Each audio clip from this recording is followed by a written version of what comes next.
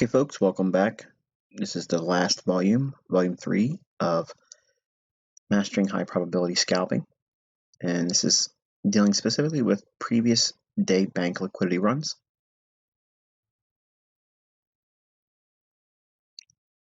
All right, for some of you, this is going to be a little bit of a rehash, but it's necessary, so it is what it is.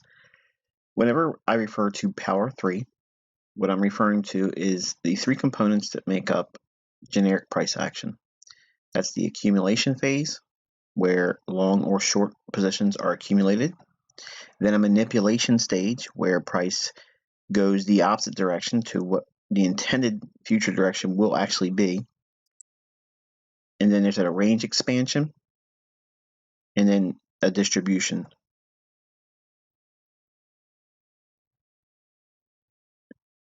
The way we use this concept is when the daily bias is bullish, we're going to be confirming the London session was in fact bullish. That means that we see a measure of bullishness after an attempt to go lower was rejected and price has seen a rally. This would be enough for me, coupled with the daily bias being bullish. Then you simply wait until 7 a.m. New York time to stalk your long entry. Between 7 a.m. and 9 a.m. New York time, typically the setup will form. After 7 a.m. New York time, you're going to be waiting for a price retracement lower. New York session will retrace typically from a swing high intraday that was formed for the daily high, or a short-term high during the London session. Ideally, you want to be selecting retracements of at least 20 pips or lower. If no retracement of 20 pips forms by 9 a.m., walk. That means cut bait, don't try to take any trades. If you are exceedingly bullish, if you see a retracement of 10 to 15 pips, sometimes this is enough during this key time of day for an optimal trade entry long. If it does form, enter on the 62% retracement fib as it drops lower. Expect price to retest the high of the day or the previous day's high, and then look for targets 1, 2, and symmetrical price swing on the fib.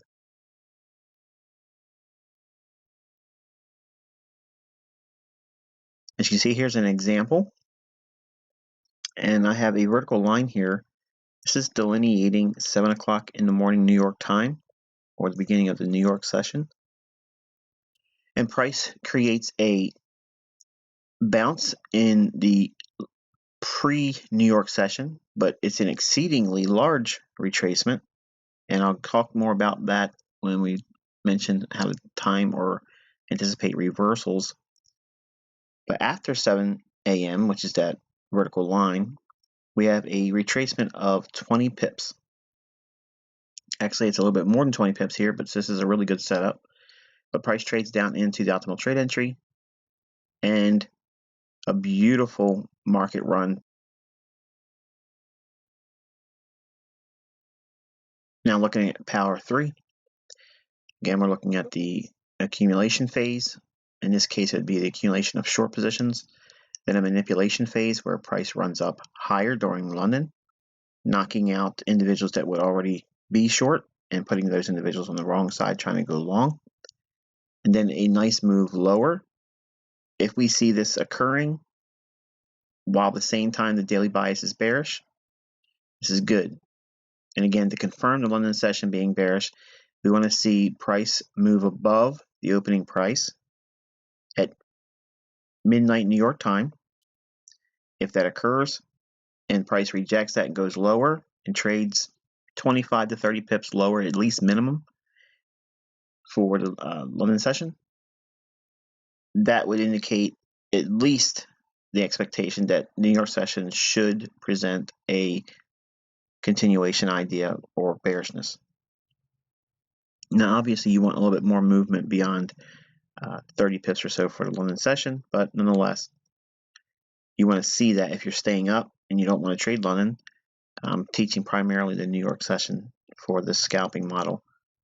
But if you see the reasons that would justify a bearish London session, that means, again, primarily with an open at midnight New York time, an attempt to rally and rejecting that and trading significantly off that. Now, again, what's significant? 30 pips or more. And going into the New York session, I would anticipate the following criteria. We're going to be waiting for 7 a.m. New York time to stalk our short position. Between 7 a.m. and 9 a.m. New York time, it usually will form. After 7 a.m. New York time, we're going to be waiting for a retracement. New York session will typically retrace from a swing low. Now, what's swing low? The swing low that was formed in the London decline. The initial decline, once it starts to retrace, we're going to be looking for a price to move higher. Ideally, we're going to be selecting retracements of at least 20 pips or more as it retraces higher. If no retracement of 20 pips forms by 9 a.m., we're going to be cutting bait or basically walking, and we'll be looking for another opportunity the following day. If it does form, we're looking to enter at the 62% retracement level as it rallies up. Again, important that we want to be selling short as price goes higher. We'll be anticipating and expecting price to retest the low of the day or the previous day's low, and or targets 1, 2, and eventually symmetrical price swing on the fib. Okay, here's an example here. And again, the vertical line delineates the 7 a.m. marker for the New York session. So immediately after that, we're going to be on watch for a retracement higher of at least 20 pips. Now, again, if you're having very strong convictions about the market being very bearish, you can anticipate a optimal trade entry form at 15 pips or so. You can get real aggressive if you're on a 5-minute chart and take 10 pip retracements if you're extremely bearish, but that's going to be for folks that have done this for a while and has developed a measurable amount of experience. I guess I'm looking for the word that would best suit it, but experience is going to dictate that. But to avoid the false setups, it's better to wait for at least the 20 pips move higher, in this case for a short for optimal trade entry. But the key is waiting for a 20 pip rally after 7 a.m. New York time while the New York session is anticipating a continuation lower of what was seen in London. So in other words, if we're looking for bearishness to continue from a weak sell-off in overnight trading in London, we'll be looking for a retracement after 7 a.m. New York time to get a short-term overbought condition, and that's going to be capitalized on by an optimal trade entry short, trading short at 62% retracement level, and then looking for the intraday low that was formed to be retested and or the previous day's low. And then after that, we would be looking for, again, targets 1, 2, and symmetrical price swing on the fib. Now, if you don't know what those levels are on your fib, and you're watching this video for the first time and have never seen any of my other work, if you go and look at my YouTube channel, Inner Circle Trader, it will obviously show you a optimal trade entry primer, and I'll show you how, in that video, how to set your Fibonacci up so you can see the levels I'm referring to.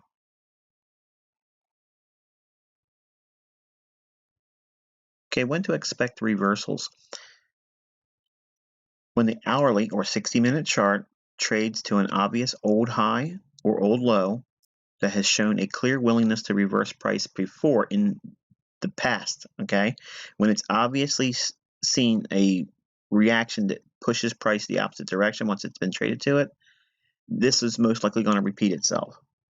Now, sometimes price will not respect an old high or low, and these generic support and resistance levels will give way, and we never really know for sure. So I know what you're going to ask me is, how do I know if the old low or high is going to hold price and cause it to reject and go lower or higher? And the answer to that question is, I don't know that. Think about that. It's probably unsettling, I know.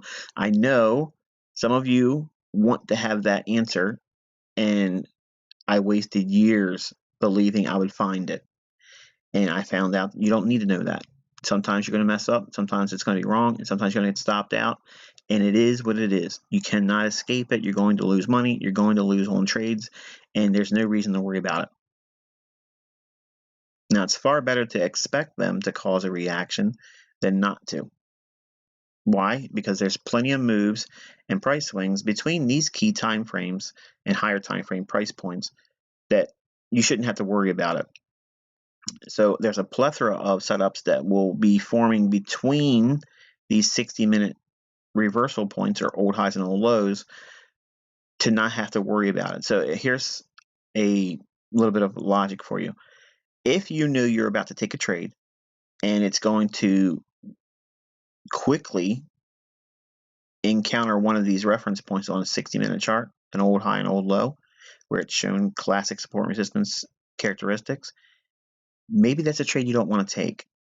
Or if you're going to do it, be very, very nimble about where you're getting out at. Don't anticipate a run through that low or that old high.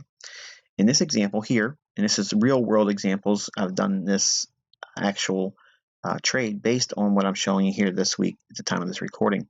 So those individuals that follow me on Twitter, they know exactly what I'm talking about, and you can go look at my Twitter and you'll see it for November 10th, 2017.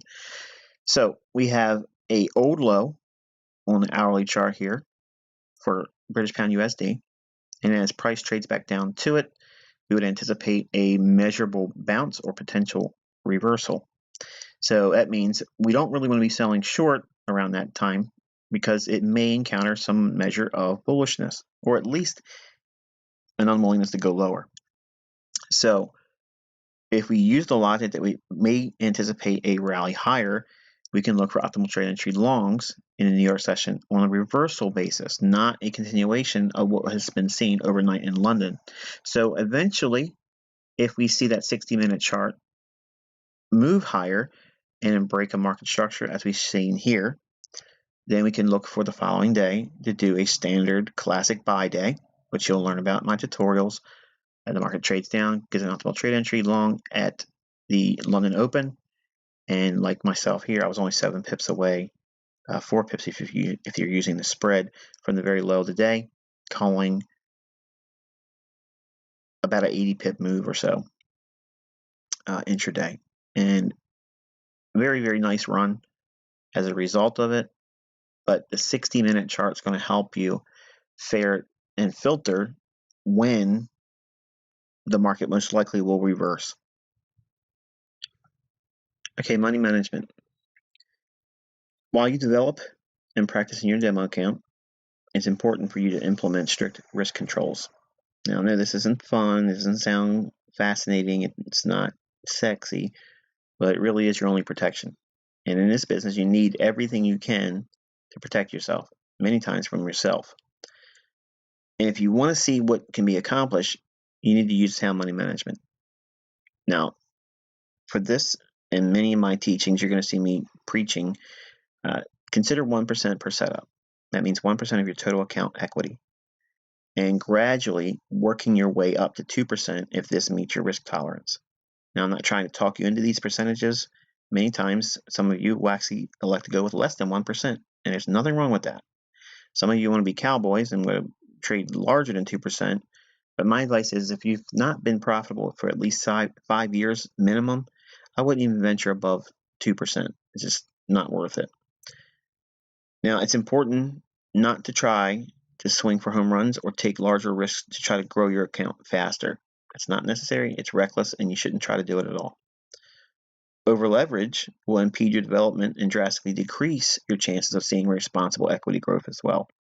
So if you look at a set as we have here, and this is again, it's a setup I actually took today in the market on November 10th, 2017 in the British Pound USD.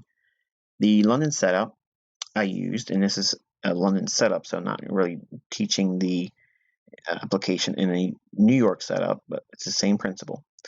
If we are looking for an optimal trade entry long, and let's assume for a moment we are trying to buy at 131.20, our stop loss relative to the optimal trade entry pattern and fib would be at 131 big figure. So we have a 20 pip range between entry to stop loss. From a risk base, if we had an account of, say, $1,000, a very modest account, and having 1% of that, our risk in dollar terms would be a total of $10, less commission and whatever it is that you would be paying for your broker.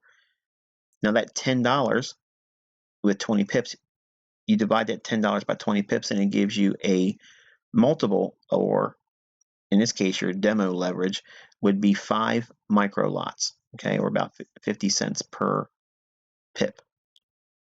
By having this, we know that we should not see a larger loss than 1% or $10. If we took the loss, our account would drop down to $990, give or take whatever commissions your broker may or may not charge. If we're trying to trade with this model, okay, obviously you've seen many instances where I've shown how taking partial profits can remove that, number one, barrier of being able to hold on to the trade because you want to make a profit. You're afraid to take a loss and you want to make money. By taking partial profits, and in this case it'd be at 131.54 would be our first profit objective. By taking something off, it removes that insatiable desire to be right. You've taken something off, you've reduced risk, but you also gave yourself that little cookie, that little pat on the back, you did something good. And at this moment, you can choose to do that, or if it trades up to target 1 on your fib, that would be in this case 131.69. At that moment, then you can move your stop loss to break even and take no partial, and then try to reach for target 2. And at that point, take a portion of the trade off and then move the stop loss just below 131.54, or where would your top of your fib would be, where you've anchored it on the high point.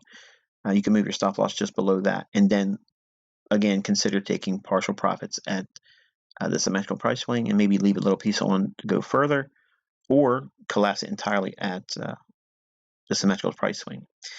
The effects of money management and the rules I've never been, I guess, so rigid in the way I do it. I trade more or less with an impulse, with what I feel the market's telling me, and it's hard to digest that, and it's all based on tape reading. And tape reading is, that's an experiential thing. It's you can't really teach it. You can't say here's what you do.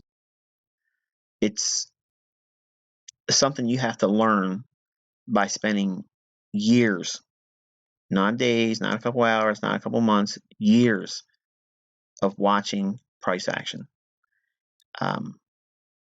I've said it many times now, and I'm a dinosaur.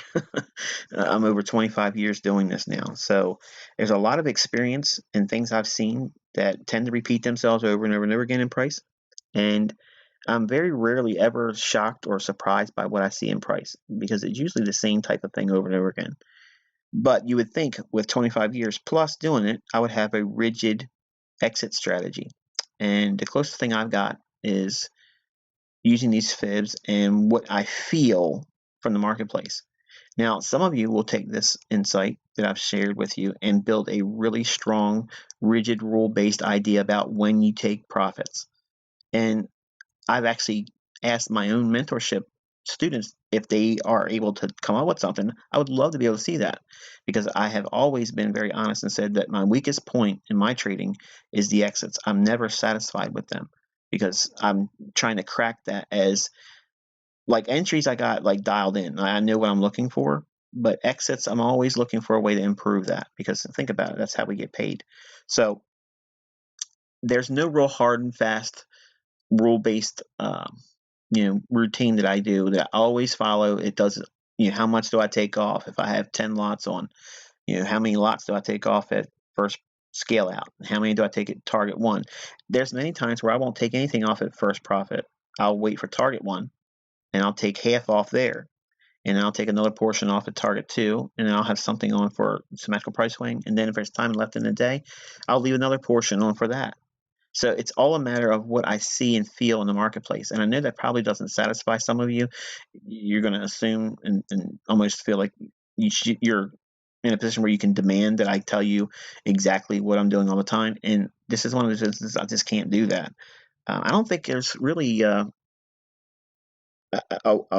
set in stone process that would be so beneficial for you that if you do it this way all the time, it's good enough. I have not seen that in my own experience. So taking profits, I think, is something that's personal. You need to know what you're going to do, and you're going to spend the rest of your life, mastering that and never arriving at mastery. So that's going to be it for this volume. I've covered a really good approach to breaking down how to find the setups. The currency pair that you're probably following, if you're just looking at one, it's not going to give you a setup every single day. But if you have a nice handful of pairs that you're looking for specific conditions as we outlined, it will give you a setup a couple times a week, and that's all you need. You only need 23 pips a week at 2% risk, and you can double your account every single calendar year by compounding 6% return. 6% a month is not a lot. It's very easy to get to, but you have to know what you're looking for first. And hopefully in these 3 volumes in this series, it's been short enough and concise enough for you to at least see what it is that I can point to on a chart, and you can see it too, and how it repeats itself. There's consistency, there's continuity, there is high probability, and it except for the rule-based ideas that's lacking on the exits, because it's more or less, you're going to be winging it, okay? And I wish I could be stronger in my approach to teaching that, but there's just really no way for me to formulate always this is the way it's done. I got levels I like, and based on what I see in market action and time of day, because of my experience, that'll tell me what I want to do.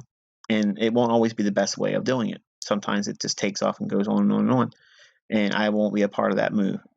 Or sometimes I'm holding for something like that, and it doesn't really run. It just goes to target 1, or maybe it goes up to first profit, and I didn't take anything off there, and it comes back and hits me on my stop. So there's things that you're going to have to learn by experience, and I can't teach it to you. No one else is going to be able to teach it to you either. And you're just going to have to accept that. There's going to be things that you're not going to get answers to in trading, that you'll find the closest thing to answering it by your own discovery. And be excited about that. You don't think that you have to know everything right now, because you don't. Because there's a lot of things that you're doing or about to do, or the way you think, that's going to be the impediment when you becoming consistent or profitable at all. The person you sit and stare at in the mirror, that person is your biggest enemy right now, because they're telling you all the good things, and they're trying to tell you not to talk to yourself when you're doing it wrong. Okay, your conscience needs to be. You need to be sensitive to your conscience. Okay, if you know what you're doing is wrong, even in a demo account, you need to stop and just get yourself out of the marketplace. If you're not going to be focused and organized, don't bother with it. Okay, but hopefully you've seen enough with these 3 videos that I've given you a way to go into the markets every single trading day and look for opportunities. Even if it's in hindsight, it's beneficial to study it. But there's something that is specific that now you can go into price action and now seek it. So many folks, when they first start, they put all these indicators on their chart and all these things, okay, to distract themselves away from the open, high, low, and close. And the open, high, low, and close is the 4 best indicators you're ever going to find in price action. It's price. So hopefully you found this insightful. Hopefully you enjoyed it. I'd love to have your feedback on Twitter at IMICT. And until next time, I wish you good luck and good trading.